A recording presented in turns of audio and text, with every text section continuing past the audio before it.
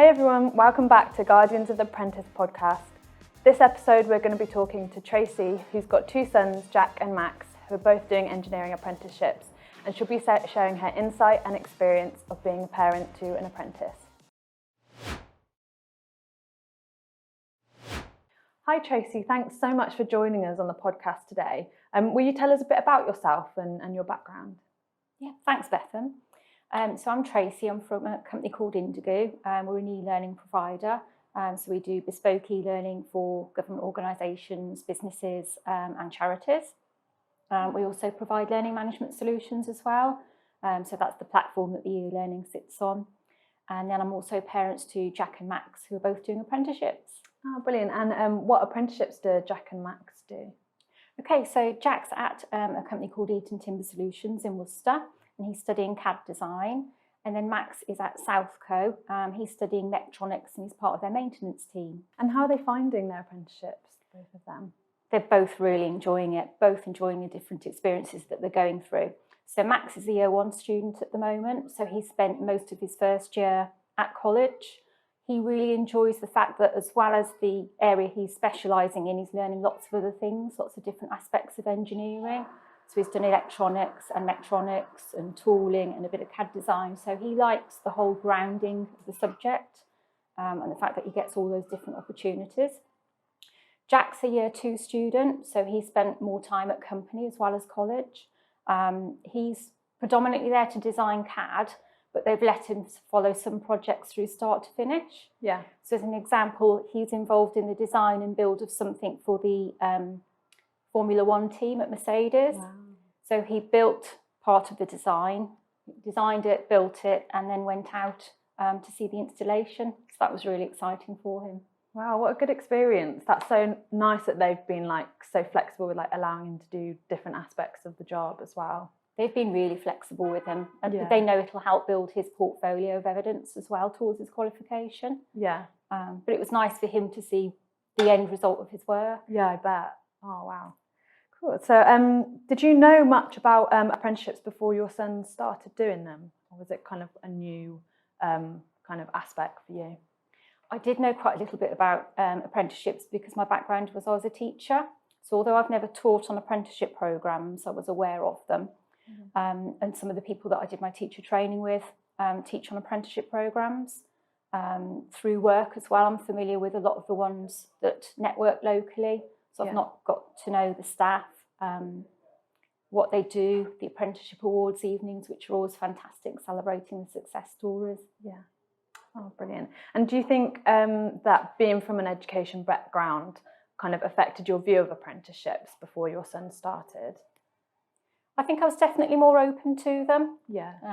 I appreciate the value that they bring and all the extra skills that people get, all the soft skills. Yeah. So they don't just learn their subject specialism, they get taught communication skills, teamwork, leadership, financial occasionally, first aid. So the whole host that comes with it, really good. Makes them work ready for employers. Yeah. Which is a big difference between going to college full-time and an apprenticeship. Yeah. They gain the work skills as well. Yeah, that practical experience they need for the world of work. Yeah. Yeah. Yeah, brilliant. So how would you say your sons have benefited from their apprenticeships? So as well as the subject specialisms that they've both chosen to study, it's all of the other skills that form part of the course. So in an example, they've done research skills and learned how to reference, which would be really good if they go on to do advanced or degree level apprenticeships. They've learned about presentation skills. They've had to create them and then present them into a company for their employers and staff, which was quite scary for them, but quite a good challenge for them to overcome. They both did the residential courses. So they did a lot on teamwork and leadership and management as well came into that. Yeah. So again, good skills for the future and building that grounding for their careers. Yeah. And then finally, the life skills. So they've learned about pensions and pay slips. And then they've learned how to manage money because obviously they leave school and then they get this income every month and they've got to learn how to deal with it, the importance of savings and so forth. Yeah, that's really great that their apprenticeships has taught them that, because that's a skill that I wish that I knew more about before I started my career. So the fact that they have had that must be so beneficial for them. Yeah, it's been fantastic. Jack's 18 now, so he's been able to save towards a mortgage, so he's putting a little bit by ready because he knows how difficult it will be to get on the property ladder later on. So I think it'll give them quite a significant advantage sort of 5-10 years from now, that they're already sort of planning for their future financially, which is really good. Yeah, definitely. And have you found that they've had different experiences with one doing their apprenticeship with a smaller organisation and the other with a bigger organisation? Has that changed their experiences at all? How have they found that aspect? I think they're both lucky that they've got the right employer for them and it suits their personalities. Yeah. And I think there's a lot of big employers in Worcester, which we're really lucky with. But I think sometimes for children that maybe are less confident, a smaller company with sort of 15 to 20 employees might be more within their comfort zone. So I think they're both in the right places for them. Both employers have been fantastic. So Jack's employer allowed him to go in through the summer before he started his apprenticeship in September. So he didn't have that whole getting to know everybody and everything in one go. So that worked well. Yeah. Max's employer allowed him to go in, and he had a full tour round, and we as parents were invited as well. So that was really good. Yeah. So we had a good look round and got to know all about the company, what they do and what his role will be within the company. Yeah. So yeah, that was really useful. Yeah, but that was really reassuring for you, being able to do that. It was. I think it gave reassurance to us as parents, and then for them, they both gained that benefit, because you leave school and it's quite a big deal. Yeah. You're leaving your teachers, your building, your friends, and going into a completely new environment. Yeah. So it gave them quite a soft launch into it without turning up on day one, not knowing anyone or anything. Yeah. So those induction processes were really important for them both. Yeah, that's brilliant. Yeah. And what would you say has been your proudest moment so far since your sons have started their apprenticeships? I think it's really difficult to pick one thing, but I think the biggest thing is seeing them transitioning from a student in a school environment to people that are in the workplace. So their work ethics and how they respond to situations in the workplace and how much they've learnt has been phenomenal.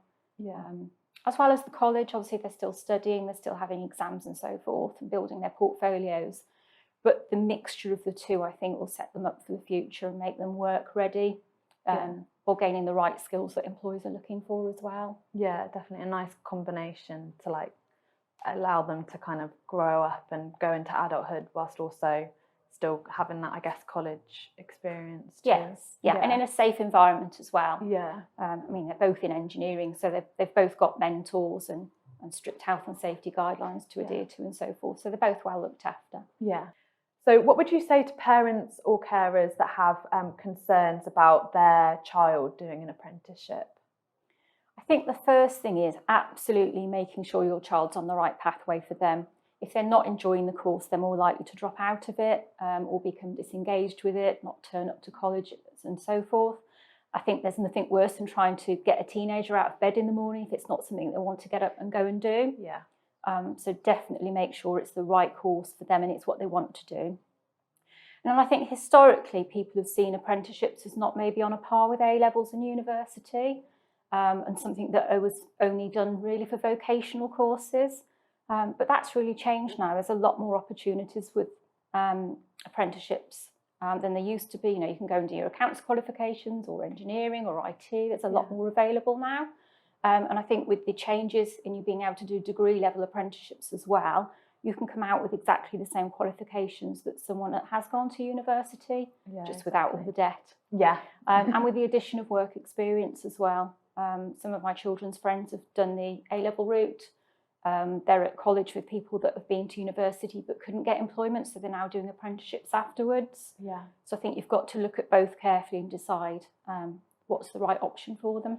Yeah, definitely. I think that going down that apprenticeship route really does give them the benefit of having that practical work experience that you might not get with other routes, and then be hit with a shock when you're entering the workplace. So that's a really good insight to know about. Exactly. They're much more work ready. They've got the skills in the workplace and the experience to back it up, as well as the qualification. Yeah, definitely. And what would you say were your top tips for parents and carers whose children are thinking of apprenticeships? Okay, so definitely go and have a good look around the providers, the training providers, first of all. Most of them, just like schools and colleges, do open days or open evenings. Have a wander around, ask lots of questions and make sure you're comfortable with the setting. Yeah.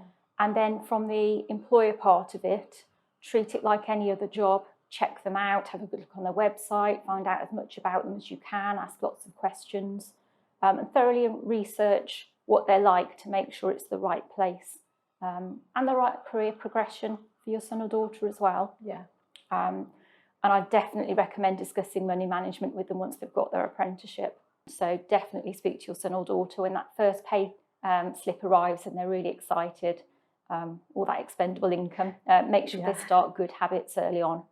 Yeah, that's really good advice. Thank you.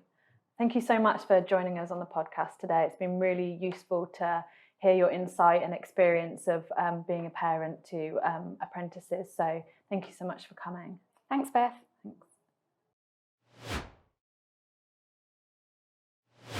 That was great speaking to Tracey today and hearing her insights and experience of being a parent to apprentices. Hopefully that gave you a bit of wisdom on what it's like to be the parent of an apprentice when thinking about your own child doing an apprenticeship. Thanks so much for listening and stay tuned for episode 3 coming soon.